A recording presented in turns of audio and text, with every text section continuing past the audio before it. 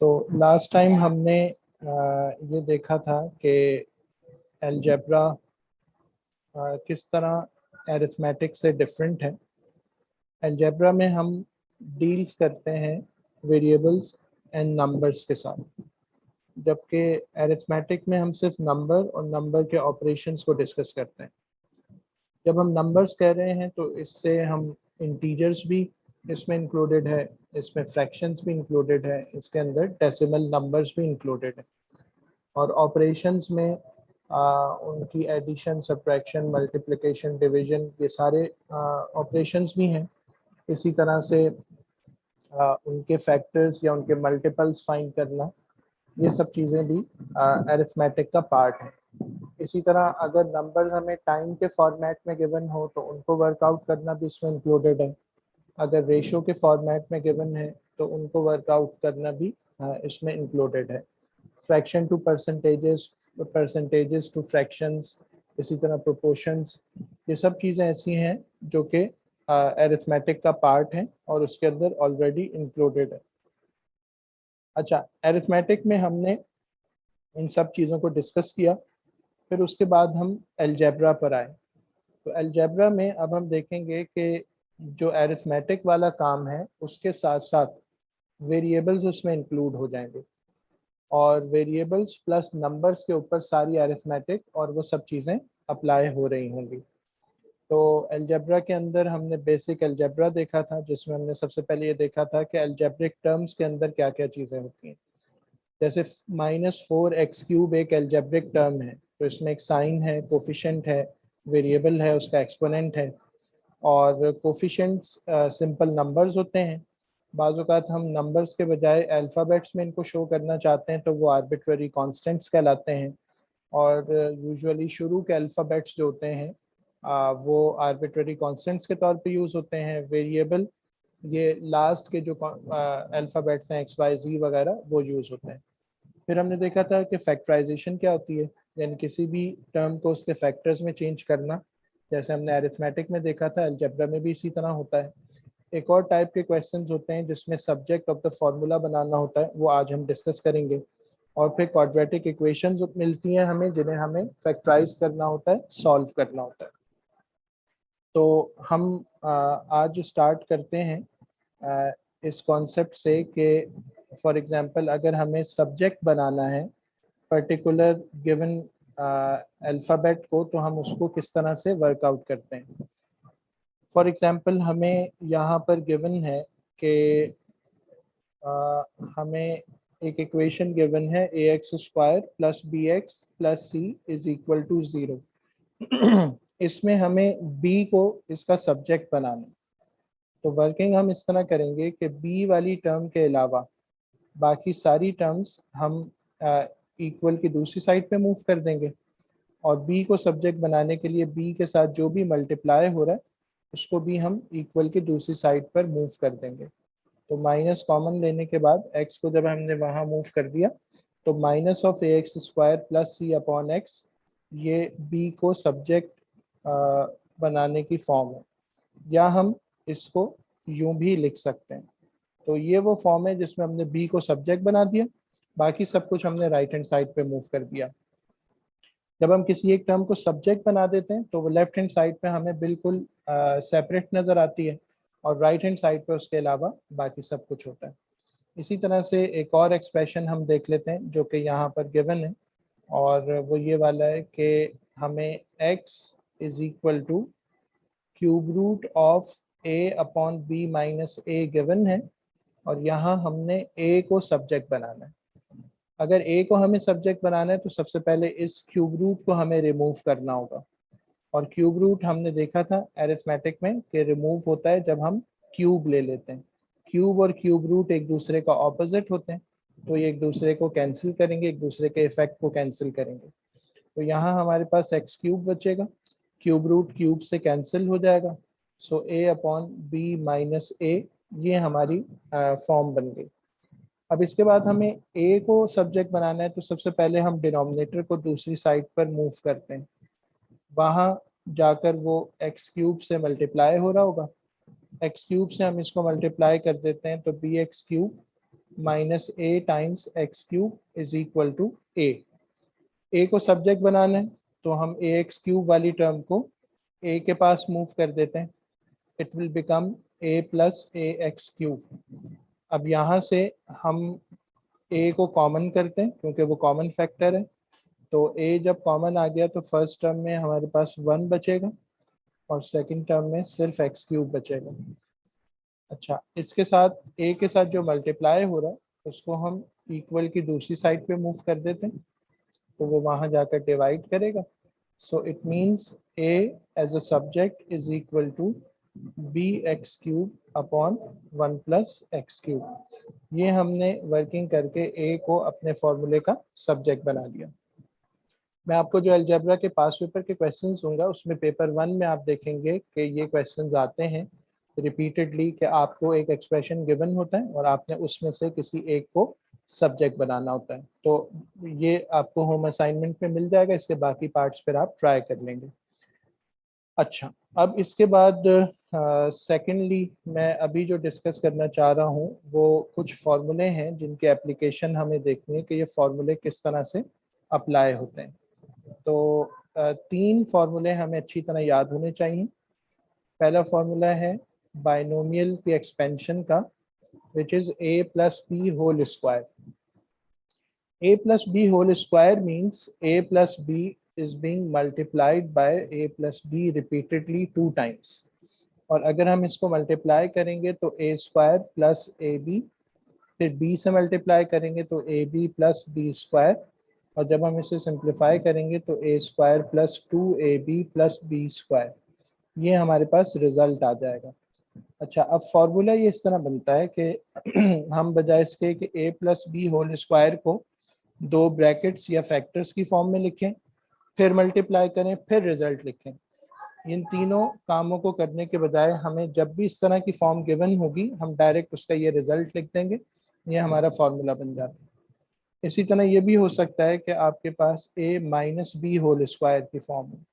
अगर ऐसा होगा तो सिर्फ मिडिल टर्म की साइन चेंज हो जाएगी, वो नेगेटिव हो जाएगी। ये हमारा सेकंड फार्मूला है जो हमें अच्छी तरह से याद रखना है। और इसके साथ एक थर्ड फार्मूला है, वो ये कि a plus B into A plus B, A minus B into A minus B.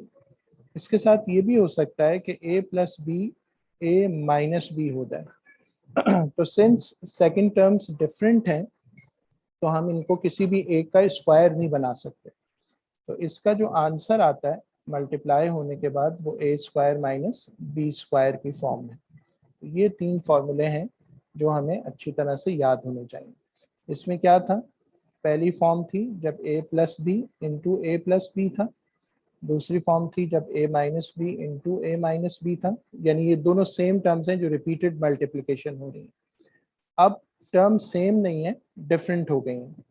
अगर प्लस के साथ सेम हो तो a plus B whole square, minus के साथ सेम हो तो a minus B whole square.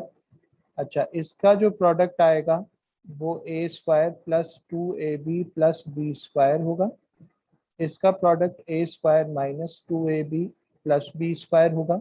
और इस वाली फॉर्म को हम किसी का स्क्वायर नहीं बना सकते, लेकिन हम इसका प्रोडक्ट लिख सकते हैं, तो इसका product a square minus B square होगा। ये हमें अच्छी तरह याद होना चाहिए। अब उसके बाद हम इसकी एप्लीकेशन करेंगे, इसको अप्लाई करेंगे। फॉर एग्जांपल क्वेश्चन नंबर 1 का पार्ट एफ अगर हम देखें तो यहाँ लिखा हुआ है a plus 2b whole square minus a minus 2b whole square. अब ये जो होल स्क्वायर्स हैं इनको हमें एक्सपेंड करना है। ये जो पहला स्क्वायर लिखा हुआ है इसमें first term square plus 2 times first into second term plus second term square, ये इसकी एक्सपेंशन का आंसर आएगा। एक्सपेंशन मींस मल्टीप्लिकेशन, मैं आपको पहले बता चुका हूँ। फिर माइनस है और माइनस के बाद यहाँ भी एक्सपेंशन या मल्टीप्लिकेशन इसी तरह होगी कि first term square minus 2 times first into second plus second term square, ये आपके पास फॉर्म आ जाएगी। अच्छा, अब यहाँ पर आपके पास जो फर्स्ट टर्म है फर्स्ट बाइनोमियल में वो a है, तो आपने a को ही दोनों जगह पे रिप्लेस करना है। सेकंड टर्म आपके पास यहाँ पर 2b है, तो वो 2b यहाँ भी आ जाएगा, 2b यहाँ भी आ जाएगा। सेकंड बाइनोमियल में आए, फर्स्ट टर्म a है, first term a as it is दोनों जगह रिप्लेस होगी, और 2b और 2b हम यहाँ पर रिप्लेस कर देंगे। तो आपके पास ये बनेगा a square plus 4ab plus 4b square first binomial की एक्सपेंशन। सेकंड में आपके पास आएगा a square minus 4ab plus 4b square. Minus sign से अगर हम ब्रैकेट्स ओपन कर लें तो आपके पास यहाँ minus a square plus 4ab और माइनस 4b स्क्वायर बन जाएगा। a स्क्वायर से माइनस a स्क्वायर कैंसिल होगा, प्लस 4b स्क्वायर से माइनस 4b स्क्वायर कैंसिल होगा। फाइनल आंसर आपके पास 8ab बचेगा। सही। अच्छा, अब इसी क्वेश्चन को देखें, हम एक और तरह भी कर सकते हैं। यहाँ पर लिखा हुआ है a plus 2b whole square minus a minus 2b whole square. ये वाली जो फॉर्म है ये इस तरह की फॉर्म है कि यहाँ लिखा हुआ है फर्स्ट टर्म स्क्वायर, उसके बाद सेकंड टर्म स्क्वायर, और इन दोनों टर्म्स के दरमियान में माइनस लगा हुआ है। तो जब इस तरह की फॉर्म होती है तो आप first term plus second term और first term minus second term ये दो इसके प्रोडक्ट्स बना देते हैं। तो अगर हम इसी तरह का काम यहाँ पर करें कि ये first term square minus second term square है, तो first term plus second term ये आना चाहिए, और उसके साथ साथ first term minus second term ये आना चाहिए, और ये दोनों फैक्टर्स आपस में मल्टीप्लाई होंगे। फर्स्ट टर्म हम a प्लस 2b दोनों जगह लिख देंगे। Second term a minus 2b और a माइनस 2b लिख देंगे। अब ये जो दरमियान में साइन है ये सेकंड ब्रैकेट को ओपन इससे करवा लेते हैं, तो a plus 2b plus a minus 2b। यहाँ पर a plus 2b minus sign से ब्रैकेट ओपन कर लें तो माइनस a प्लस 2b। यहाँ पर 2b से माइनस 2b कैंसिल, यहाँ पर a से minus a cancel. So first bracket में बच गया 2a और सेकंड ब्रैकेट में बच गया 4b। इन दोनों को जब हम मल्टीप्लाई कर देंगे तो आपके पास वही सेम आंसर 8ab आ जाएगा जो कि आपके पास आया था। तो ये एक ऐसा क्वेश्चन था जिसको हम बाइनोमियल एक्सपेंशन, जिसमें हम फर्स्ट और सेकंड फार्मूला यूज कर सकते हैं, उस तरह भी कर सकते हैं, और इसी में हम first term square minus second term square का जो हमने थर्ड फार्मूला पढ़ा है उसकी भी प्रैक्टिस कर सकते हैं। तो ये दोनों तरीकों से आपके पास सॉल्व हो सकता है। अच्छा, इसी तरह से अगर हम देखें यहाँ पे लिखा हुआ है factorise each of the following expressions completely. तो फैक्टराइजेशन में मैंने आपको बताया था कि हम क्या करते हैं, तीन चीज़ों को हम अपने सामने रखते हैं। फैक्टराइजेशन मीन्स कि आपको क्या करना है, सबसे पहले आपको ये करना है कि अगर आपके पास गिवन एक्सप्रेशन में, फैक्टराइजेशन का मतलब है to convert a product into its factors. तो सबसे पहला काम आपको ये देखना है कि अगर आपके पास कोई कॉमन फैक्टर वहाँ पर लिखा हुआ है तो उसको आप कॉमन ले लें। दूसरा, आपके पास अगर ऐसी फॉर्म लिखी हुई है कि जिसको आप किसी फॉर्मूले की मदद से दो फैक्टर्स में कन्वर्ट कर सकते हैं तो वो आप कर लें। अगर ये भी नहीं हो रहा तो फिर थर्ड ये है कि आप मिडल टर्म ब्रेक करके इसको फैक्टराइज करने की कोशिश करें। तो यही चीज़ हम देखेंगे कि अब हम यहाँ पर प्रैक्टिस करेंगे, यूज़ करेंगे। तो फॉर एग्जांपल हमें एक्सप्रेशन गिवन है, फर्स्ट एक्सप्रेशन हमें गिवन है 5x square minus 20x square y। अच्छा, इसको जब हम फैक्टराइज करने की कोशिश करेंगे तो नंबर 1 हम देखेंगे कि यहाँ पे कॉमन फैक्टर क्या है। जी, नंबर्स में से 5 कॉमन आ जाएगा और वेरिएबल्स में से हम एक्स स्क्वायर को कॉमन कर लेंगे। बिल्कुल सही है, ठीक है। तो हमने 20 को डिवाइड किया, कॉमन फैक्टर 5 से 4 बचा, एक्स स्क्वायर कॉमन जा चुका है तो y एज इट इज होगा। तो अब ये जो है ना, ये हमारी फैक्टराइज्ड फॉर्म है। जिसमें हमने गिवन एक्सप्रेशन को फैक्टराइज कर लिया। ओके, तो एक और फॉर्म देखते हैं। फॉर एग्जांपल हम 3x plus 4y whole square minus 9z square को फैक्टराइज करना चाहते हैं। ये जो फॉर्म हमें गिवन है जिसमें लिखा हुआ है 3x प्लस 4 होल स्क्वायर, ये फैक्टर्स की फॉर्म है।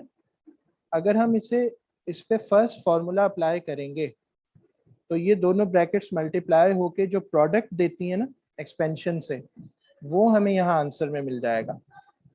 तो हम फैक्टर्स को प्रोडक्ट की फॉर्म में लेकर जा रहे होंगे, हम इनको फैक्टराइज नहीं कर रहे होंगे अगर हम फर्स्ट फॉर्मूला अप्लाई करते हैं। अच्छा, सेकंड फॉर्मूला तो जाहिर है यहाँ यूज नहीं हो सकता। अगर आप थर्ड वाले फॉर्मूले को ट्राई करें और इसको देखें तो इसमें लिखा हुआ है कि some first term square should be present, some second term square should be present, and the sign between these two terms should be a minus sign. क्या यहाँ पर इस तरह की कोई फॉर्म है कि हम इसको first term square, second term square और minus in between the two terms, इस तरह की कोई फॉर्म बना सकें? For example, this bracket can be our first term square, then there is a minus written between the two terms, और ये जो 9z स्क्वायर है, क्या हम इसको किसी का स्क्वायर लिख सकते हैं? 9 3 का स्क्वायर होगा और z स्क्वायर z का स्क्वायर होगा, और यहाँ 3x प्लस 4y पहले से लिखा हुआ है जो कि हमारा फर्स्ट टर्म स्क्वायर बनेगा। अब देखें, अगर ये वाली फॉर्म ए स्क्वायर माइनस बी स्क्वायर की फॉर्म की तरह है तो आपके पास दो फैक्टर्स बनेंगे। The first one will be first term plus second term, and the second factor will be first term minus second term. First term is 3x plus 4y, जो कि मैं दोनों जगह एज इट इज रिप्लेस कर रहा हूँ। Second term is 3z, वो भी मैंने दोनों जगह पे रिप्लेस कर दी। सो 3x plus 4y plus 3z, this is the first factor. 3x plus 4y minus 3z, this is the second factor. ठीक है, यहाँ तक क्लियर हो गया जी? तो इस तरह से जो है ना, हमने यहाँ पर एक फॉर्मूला अप्लाई कर लिया। ओके, एक और एग्जांपल देखते हैं। फॉर एग्जांपल हमारे पास लिखा हुआ है x square minus 4xy plus 4y square. इसे हमें फैक्टराइज करना है, फैक्टर्स में चेंज करना है। लेट से मैं कहता हूँ कि हम यहाँ पे फर्स्ट फार्मूला अप्लाई करना चाह रहे हैं। तो फर्स्ट फार्मूला ये कहता है कि there should be a first term square, first term square is present here. Then the formula says there should be a middle term and it should be a positive term. यहाँ पे भी एक middle term है, but is it a positive term? No. अच्छा, तो एक तो dissimilarity ये हो गई। Then there should be a second term square and it should be a positive one. तो 4y square is a square number and it is a positive number. But problem ये है कि यहाँ पर मिडिल टर्म पॉजिटिव नहीं है। अच्छा, अब इसी तरह आप इसको सेकंड फॉर्मूले से कंपेयर करें। क्या हम यहाँ सेकंड वाला फॉर्मूला लगा सकते हैं? See, there is a first term square, we have a first term square, then there is a middle term with a negative sign, we have a middle term with a negative sign, then there is a second term square which is a positive term, and we have a positive term which is a square number। ठीक है, तो it means कि यहाँ पर second formula applicable है। और कैसे applicable है, अब मैं इसको अप्लाई करता हूँ। ये होना चाहिए first term square minus 2 times first into second term, and then there should be a second term square. मुझे आप बताएं कि फर्स्ट टर्म की जगह मैं यहाँ पे क्या रिप्लेस करूँ, and the same first term will be replaced here also. तो पहले आप ये बताएं यहाँ पे मैं क्या लिखूं, ये एक्स स्क्वायर है, ये किसका स्क्वायर है? जी बिल्कुल सही कहा। तो हम यहाँ पर x लिखेंगे and the same x will be replaced here also.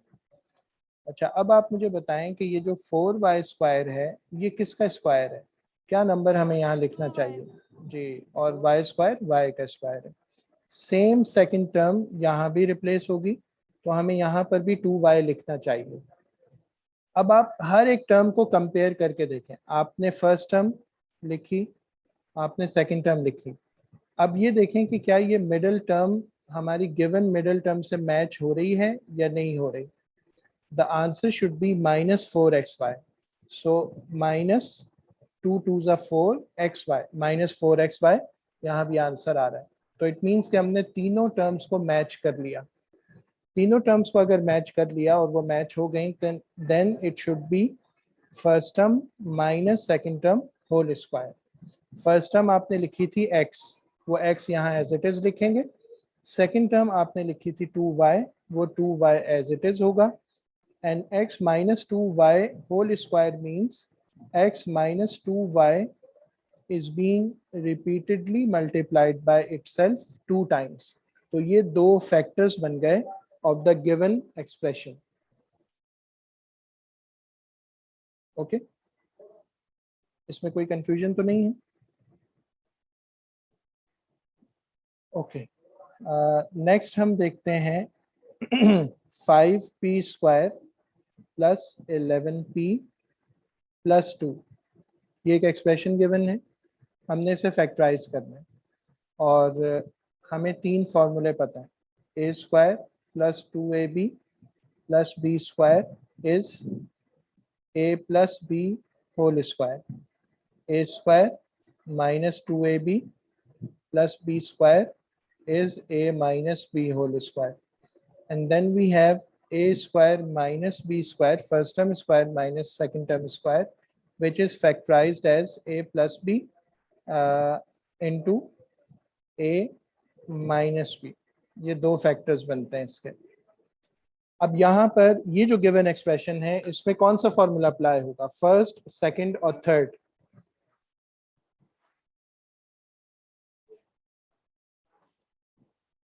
Third one तो हम फौरन रूल आउट कर सकते हैं। उसकी रीजन क्या है कि थर्ड में लिखा हुआ है कि दो टर्म्स होनी चाहिए, यहाँ ऑलरेडी तीन टर्म्स लिखी हुई हैं, तो थर्ड वन तो एप्लीकेबल नहीं होगा। हाँ, फर्स्ट एप्लीकेबल है। ओके, चेक करते हैं। फर्स्ट में सिमिलैरिटी ये है कि तीनों टर्म्स पॉजिटिव होनी चाहिए, यहाँ भी तीनों टर्म्स पॉजिटिव हैं। Very good. अच्छा, अब बाकी चेक करें। यहाँ लिखा हुआ है कि first term should be a square of some number. तो 5p स्क्वायर किसका स्क्वायर है? अगर मैं इसको स्क्वायर लिखना चाहूँ तो p square is the square of p। 5 किसका स्क्वायर है? तो 5 तो किसी का स्क्वायर नहीं है ना। तो इसका मतलब है कि ये इस तरह स्क्वायर नहीं बन सकता। चलो, अब फर्ज करते हैं कि हम आगे प्रोसीड करते हैं। We will be writing a 2 here, first term into second term, and then the second term should also be a square number. तो 2 is a square number of what? यहाँ हम क्या लिखेंगे? तो 2 भी किसी का स्क्वायर नहीं है। क्लियर हो गया? फर्स्ट टर्म भी किसी का स्क्वायर नहीं है, लास्ट टर्म भी किसी का स्क्वायर नहीं है। तो इट मीन्स कि यहाँ पर ये वाली फॉर्म एप्लीकेबल नहीं है। ना फर्स्ट फॉर्मूला अप्लाई होगा, सेकंड इसलिए नहीं होगा कि उसमें मिडिल टर्म माइनस होनी चाहिए, साइंस ही मैच नहीं कर रही, और थर्ड वाले के अंदर भी एक नेगेटिव आ रहा है इसलिए भी वो मैच नहीं कर रहा, और उसमें दो टर्म्स होनी चाहिए, यहाँ पे तीन टर्म्स लिखी हुई है इस वजह से भी मैच नहीं कर रहा। तो इसका मतलब ये हुआ कि all the three formulas which we have written here are not applicable on this expression।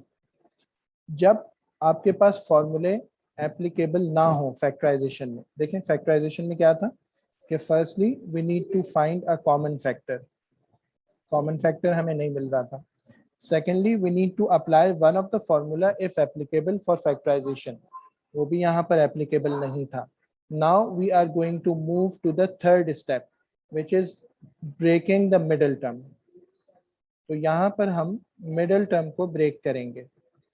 तो अब ये मिडल टर्म कैसे ब्रेक होगी, इसका एक प्रोसीजर है। मैं इस एक्सप्रेशन को दोबारा लिखता हूँ। It is 5p square plus 11p plus 2। Middle term इस तरह ब्रेक होती है कि आपने अपनी फर्स्ट टर्म का कोफिशिएंट लेना होता है, which is 5, multiply it with the last term, which is a constant, and the answer we get is 10. Now we need to find two numbers which when added will give us plus 11, the coefficient of the middle term, and the same two numbers when multiplied with each other will give the same product here, which is plus 10. तो 10 के factors क्या क्या हो सकते हैं? First factor is 2, then 2 5s are 10, 5 2s are 10, and then we have 10 1s are 10. तो हम यहाँ पर दो numbers 10 और 1 को pick कर लेते हैं। 10 plus 1 gives us 11, and 10 multiplied by 1 gives us 10. तो इस तरह से ये मिडिल टर्म ब्रेक हो जाएगी। किस तरह? First term as it is लिखी जाएगी, लास्ट टर्म भी एज इट इज होगी। Now 11p will be written in two parts. The first one could be 10p and then 1p, and 1p is simply written as p. So 11p got broken into two parts, 10p and p. इसलिए हम इसको कहते हैं कि हमने middle term को break कर दिया। जब आप मिडिल टर्म को ब्रेक कर देंगे तो यहाँ पर आप देखें नंबर ऑफ टर्म्स कितनी थी। We had 3 terms over here, and now we don't have 3 terms, now we have 4 terms now. और जब आपके पास 4 टर्म्स आ जाएंगी तो फिर आपने ये करना है कि पहली 2 टर्म्स और लास्ट 2 टर्म्स को पेयर अप करके आपने कॉमन फैक्टर लेना है। पहली 2 टर्म्स में से क्या कॉमन है? नंबर्स में से 5 कॉमन है, और p स्क्वायर और p में से कौन कॉमन है? p कॉमन है। 5p कॉमन लेने के बाद फर्स्ट टर्म में क्या बचेगा? 5p स्क्वायर में से 5p कॉमन ले लिया, क्या बचेगा बाकी? 5 था, 5 कॉमन जा चुका है। p स्क्वायर था, एक p कॉमन जा चुका है, बाकी क्या बचेगा? p बचेगा। क्लियर? फिर साइन है प्लस का, plus sign as it is. 10 में से 5 कॉमन जा चुका है, बाकी क्या बचेगा? 10 डिवाइडेड बाय 5 इज 2। एक p था, ये p कॉमन जा चुका है, so nothing else is left. चले अब p प्लस 2, इसमें क्या कॉमन है? कुछ भी कॉमन नहीं है। तो जहाँ कुछ भी कॉमन नहीं होगा वहाँ पर हम 1 को कॉमन फैक्टर बना लेंगे, और 1 सबके साथ कॉमन फैक्टर होता है। तो p plus 2 as it is यहाँ पर आ जाएगा। अब देखें, अगर आपने मिडिल टर्म सही ब्रेक की है और कॉमन सही तरीके से आपने कॉमन लेने का प्रोसीजर कर लिया है, तो अब आपके पास 2 टर्म्स बनेंगी। This is the first term which has 2 factors, and this is the second term which has again 2 factors, and one of the factors is again common in these 2 terms, and it is जी बिल्कुल ये common factor आ जाएगा। Common factor लेने के बाद first term में 5p बचेगा और second term में सिंपली प्लस 1 बचेगा। तो अब आपने उस गिवन एक्सप्रेशन को फैक्टराइज कर दिया। आपके फैक्टर्स क्या बने? p plus 2 times 5p plus 1। ये थर्ड मेथड है फैक्टराइजेशन के लिए। First one is taking a common factor, if there is a common factor then take it as a common factor and factorize the given expression. Second one is applying a formula, suitable formula for factorization, and if the formula is not applicable then the third method is breaking the middle term। और breaking the middle term का procedure थोड़ा सा मैंने आपको explain किया कि किस तरह इसके जरिए फैक्टराइजेशन। ओके, तो अब अगर हमें फ्रैक्शंस को सिंप्लीफाई करना हो, एल्जेब्रिक फ्रैक्शन को, और ये क्वेश्चन भी आप देखेंगे रिपीटेडली आता है, तो इसमें हम जो है ना ये काम किस तरह करते हैं। फॉर एग्जांपल जो पार्ट ए हम देख रहे हैं उसमें एक सिंपलर सिचुएशन हमें गिवन है, एक सिंपल फ्रैक्शन है 3/4 और एक अलजेब्रा की फ्रैक्शन है। अब हमने इनको सिंप्लीफाई करना है। अच्छा देखें, जब भी दो फ्रैक्शंस ऐड या सब्ट्रैक्ट होती हैं तो एलसीएम उनमें इन्वॉल्व हो जाता है, एलसीएम हमें करना पड़ता है। तो जब हम यहाँ एलसीएम करेंगे तो डिनोमिनेटर में दो फैक्टर्स हैं 4 और 2x। सबसे पहले नंबर्स को देखें, 4 और 2, इनका एलसीएम 4 आ जाएगा और x जो अलजेब्रिक एक्सप्रेशन है या वेरिएबल है वो एज इट इज इसके साथ आ जाएगा। जब हम 4 को एलसीएम बनाने की कोशिश करेंगे तो हम इसे x से मल्टीप्लाई करेंगे, इसका न्यूमरेटर भी x से मल्टीप्लाई होगा तो 3x आ जाएगा। फिर इनके साइन है पॉजिटिव, वो एज इट इज आएगा। 2x को 4x बनाने के लिए हम 2 से मल्टीप्लाई कर रहे होंगे तो इसका न्यूमरेटर भी 2 से मल्टीप्लाई होगा। सो 2 टाइम्स x माइनस 3 यहाँ पर आ जाएगा। तो आपके पास डिनोमिनेटर में 4x as it is, 3x plus 2x minus 6 आ जाएगा इस तरह से। जी बिल्कुल सही। तो आपके पास final answer 5x minus 6 upon 4x, ये आपने उस गिवन फ्रैक्शन को सिंप्लीफाई कर दिया। अच्छा, अब थोड़ा सा फर्दर हम देखते हैं जिसमें सिचुएशन थोड़ी सी और कॉम्प्लेक्स होगी। तो 3a डिनोमिनेटर में है a माइनस 3 प्लस 2 डिनोमिनेटर में है a प्लस 4। अब हमने इस फ्रैक्शन को सिंप्लीफाई करना है। अच्छा, अब जो डिनोमिनेटर्स हैं ये दो अलग अलग एल्जेब्रिक एक्सप्रेशन है, तो हम first factor a minus 3 into second factor a plus 4 ये लिख लेंगे। जब हम फर्स्ट फ्रैक्शन के डिनोमिनेटर को एलसीएम बनाएंगे तो a प्लस 4 से हमें मल्टीप्लाई करना होगा, तो इसका न्यूमरेटर भी a प्लस 4 से मल्टीप्लाई हो जाएगा, प्लस यहाँ पर हमें a माइनस 3 से मल्टीप्लाई करना होगा, तो इसका जो न्यूमरेटर है वो भी a माइनस 3 से मल्टीप्लाई हो जाएगा। अच्छा, डिनोमिनेटर के दो फैक्टर्स हम मल्टीप्लाई करना चाहें कर सकते हैं, एज इट इज रखना चाहें एज इट इज रख सकते हैं। मल्टीप्लाई करते हैं तो 3a square plus 12a plus 2a minus 6, तो आपके पास 3a square plus 14a minus 6 और divided by these two factors, ये वाली फॉर्म आ जाएगी। तो एक क्वेश्चन ये भी था। अच्छा, फर्दर हम देख लेते हैं। फॉर एग्जांपल पार्ट ई भी बिल्कुल इसी तरह से, एक पार्ट में वो ट्राई करता हूँ जिसमें हमें डिनोमिनेटर में हम फैक्टराइजेशन कर लेंगे। तो 9y square minus 1 minus 5 upon 3y minus 1। Okay, तो इसको सॉल्व करते हुए सबसे पहले हम ये करते हैं कि डिनोमिनेटर में अगर कोई फैक्टराइजेशन हो रही है ना तो वो कर लेते हैं। तो ये जो फर्स्ट वाला फैक्टर है ना, इसमें हम ये फॉर्मूला अप्लाई कर लेंगे, first term square minus second term square का।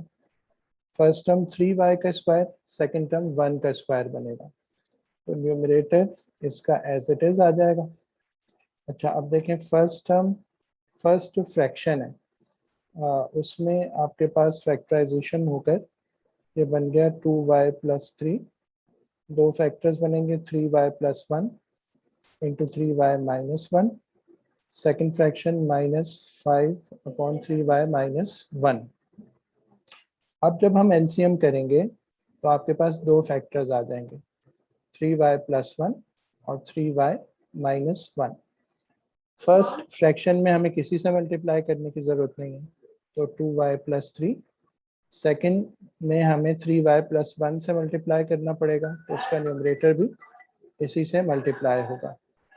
तो अब इसका जो न्यूमरेटर है बस उसको हम सिंप्लीफाई कर लेते हैं, माइनस 15y माइनस 5, और ये दो ब्रैकेट हम ऐसे भी रख सकते हैं मल्टीप्लाई करके, एक आंसर भी इसका लिख सकते हैं।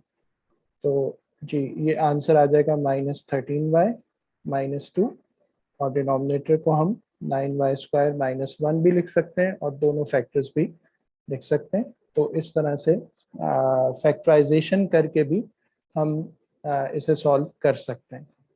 अच्छा, अब फैक्टराइजेशन जो है वो ये वाला फॉर्मूला अप्लाई करके भी होती है। फैक्टराइजेशन में जैसे पार्ट डी है, यहाँ पर हो सकता है कि हम इसमें जो है ना वो करें, उससे भी हो जाएगी, मिडल टर्म ब्रेक करके भी हो जाएगी, कहीं पर कोई और फार्मूला भी अप्लाई हो जाएगा उससे भी हो जाएगी, तो वो हम करेंगे। क्वेश्चन नंबर 8 में भी इसी तरह से है, फैक्टराइजेशन करने के बाद हम एलसीएम वगैरह करके फिर इसे सॉल्व करेंगे। तो इस तरह के क्वेश्चन जो है ना वो अब हम होम असाइनमेंट में भी ट्राई कर लेंगे।